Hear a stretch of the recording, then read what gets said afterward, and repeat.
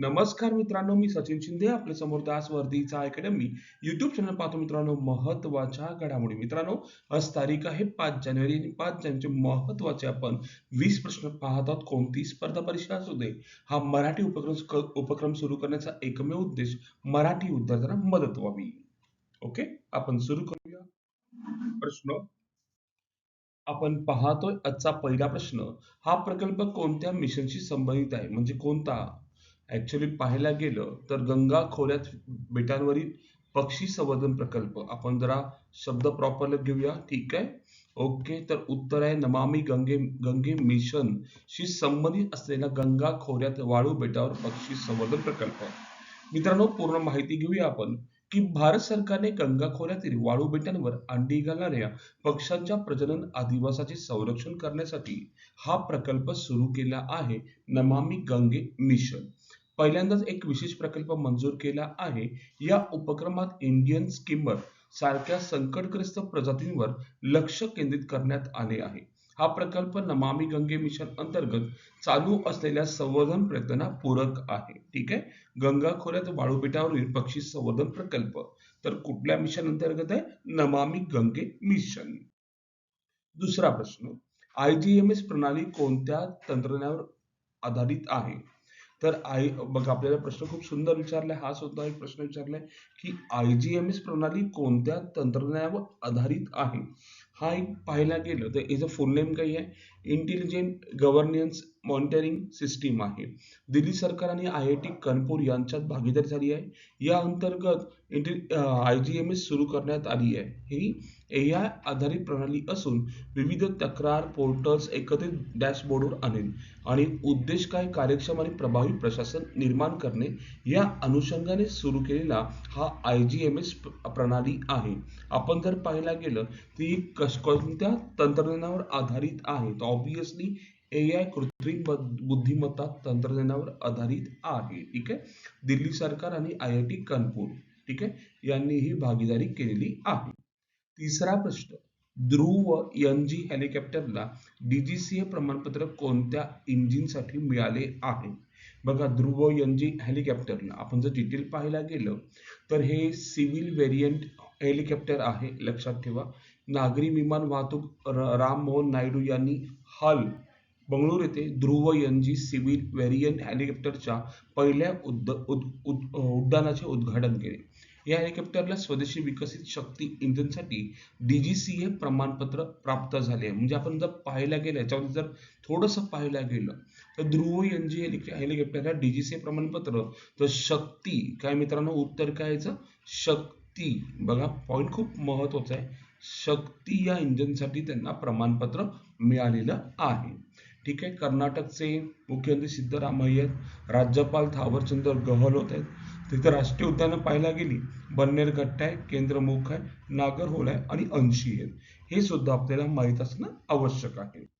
पुढे चौथा प्रश्न, DRDO ची स्थापना केव्हा झाली? आपण जर पाहायला गेला DRDO याचं मूळ कारण काय, तर आपण थोडासा अभ्यास केला तर DRDO चा 68वा स्थापना दिवस साजरा होत आहे आणि तो कधी?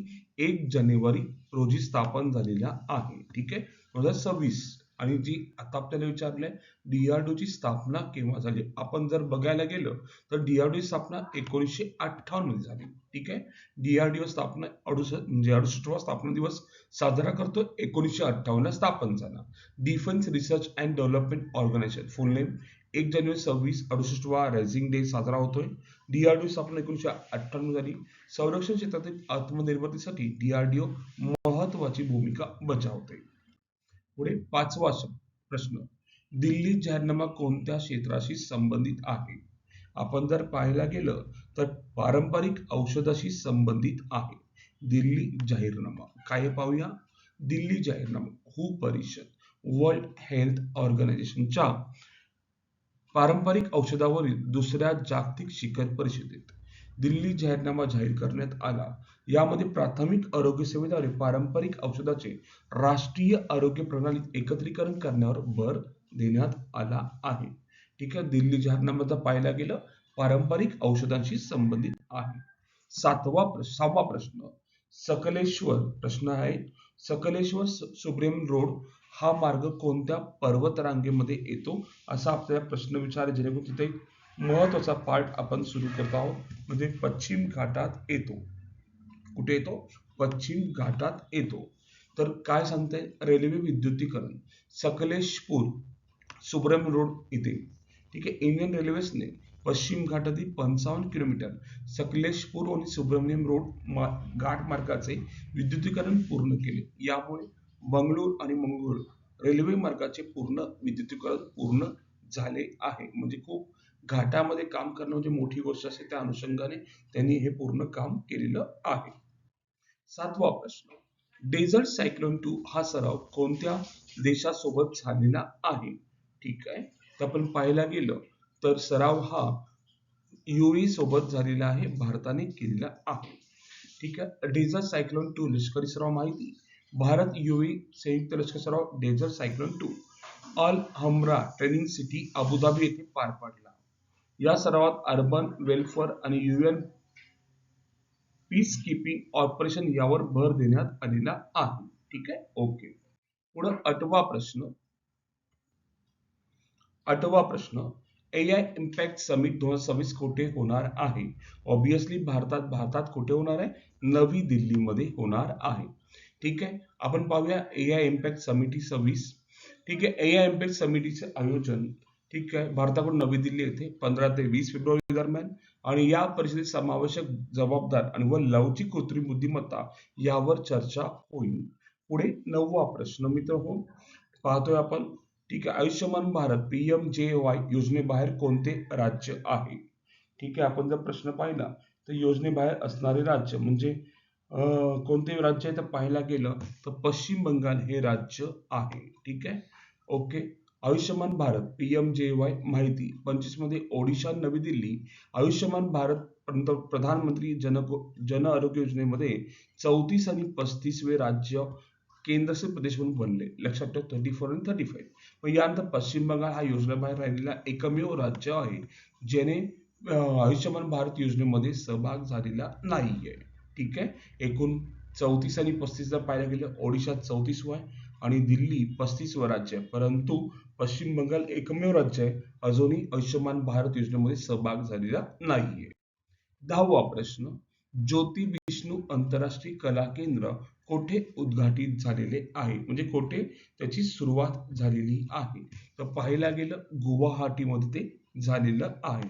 ज्योती विष्णू आंतरराष्ट्रीय कला केंद्र. ठीक आहे. ज्योती विष्णू आंतरराष्ट्रीय कला केंद्र आसाम. केंद्रीय गृहमंत्री अमित शाह यांनी गुवाहाटी आसाम येथे ज्योती विष्णू आंतरराष्ट्रीय कला मित्रांनो सॉरी, माझा थोडासा आवाज बसलेला आहे, समजून घ्या. ज्योती विष्णू आंतरराष्ट्रीय कला केंद्राचे उद्घाटन केले. याच वेळी नवीन पोलीस आयुक्त कार्यालय व इंटिग्रेटेड कमांड अँड कंट्रोल सेंटरचे उद्घाटन केले. आसाम मुख्यमंत्री डॉक्टर हिमंता बिस्वा शर्मा. ठीक आहे. दिब्रू सोकवा राष्ट्रीय उद्यान आहे. आकाशीगंगा जलप्रपात आहे. कोकाचांग जलप्रपात आहे. चपनाला जलप्रपात आहे. काझीरंगा राष्ट्रीय उद्यान आहे. नेमरी राष्ट्रीय उद्यान आहे. मानस राष्ट्रीय उद्यान आहे. पुढं 11वा हॅश स्किल है ना. ठीक आहे. Hash skill the nation AI challenge कोणी सुरू केले असा आपल्याला प्रश्न विचारलेला आहे. तर कोणी सुरू केलेला आहे? आपल्याला खूप सुंदर प्रश्न हा, जरा चांगला प्रश्न आहे, लक्षात ठेवा. तर राष्ट्रपती द्रौपदी मुर्मू यांनी सुरू केलेलं आहे. उद्देश काय? भारतीय तरुणांमध्ये कृत्रिम बुद्धिमत्ता कौशल्य वाढवण्यासाठी hash skill the nations AI challenge सुरू केले आहे. 12वा अटर्न कॅपिटल पासपोर्ट इंडेक्स 25 नुसार भारताचा क्रमांक कोणता आहे? तर भारताचा क्रमांक जर पाहायला गेलं 67वा क्रमांक आहे. अटर्न कॅपिटल पासपोर्ट इंडेक्स 25. अटर्न कॅपिटल पासपोर्ट इंडेक्स 25 नुसार संयुक्त अरब अमिराती सलग 7व्यांदा जगात सर्वात शक्तिशाली पासपोर्ट ठरलाय आणि भारताचा क्रमांक 67वा. सिंगापूर, स्पेन संयुक्तपणे दुसऱ्या क्रमांकावर आहे. ठीक आहे. पुढे नेक्स्ट क्वेश्चन 13वा. आंतरराष्ट्रीय मानसिक शारीरिक शरीर कल्याण दिन कधी साजरा केला जातो? तर उत्तर आहे 3 जानेवारी रोजी तो साजरा केला जातो. कधी? 3 जानेवारी. पुढे नेक्स्ट 14वा प्रश्न. 1 जानेवारी 26 रोजी दक्षिण पश्चिम हवाई कमांडचे AOC म्हणून पदभार कोणी सांभाळला आहे? तर पाहिला गेलं ऑप्शन नंबर 2 करेक्ट आहे. एअर मार्शल तेजिंदर सिंग यांनी सांभाळलेला आहे.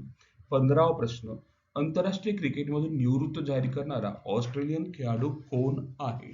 आपल्याला 15वा प्रश्न विचारला तर उत्तर पाहायला गेलं उस्मान ख्वाजा हे आहेत, लक्षात ठेवा. कोण आहे? उस्मान ख्वाजा. पुढे 16वा प्रश्न, डिसेंबर 25 मध्ये एकूण जीएसटी संकलनात पहिल्या स्थानी कोणते राज्य राहिले आहे? ऑब्विसली आपलं राज्य महाराष्ट्र. पुढे नेक्स्ट क्वेश्चन, 17वा, जागतिक बिल्स बुद्धिबळ अजिंक्यपद विक्रमी 9वे जेतपद कोणी जिंकले आहे? तर ऑब्विसली कोणी जिंकले? मॅग्सन कार्लसनने जिंकलेलं आहे. 18वा प्रश्न, दक्षिण ध्रुवावर स्कीइंग करणारी सर्वात तरुण भारतीय कोण आहे? असा आपल्याला प्रश्न विचारलाय. तर लक्षात ठेवा काम्या कार्तिकेयन आहेत, लक्षात असू दे. 19वा, सरकारी कर्मचाऱ्यांच्या वेतन व भत्त्यांच्या पुनर्विकलनासाठी 8वा राज्य वेतन आयोग स्थापन करणारा भारतातील पहिले राज्य कोणते? म्हणजे फर्स्ट राज्य स्थापन केलंय केंद्र सरकारने मान्यता दिल्यानंतर आसाम राज्याने सुरू केलेलं आहे.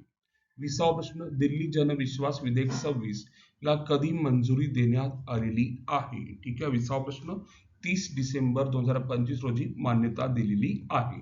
आणि सर्वांसाठी आजचा प्रश्न, 29व्या राष्ट्रीय क्रीडा चढाई अजिंक्यपद स्पर्धेत अंडर 17 गटात सुवर्ण पदक जिंकणारी 14 वर्षाची खेळाडू कोण आहे?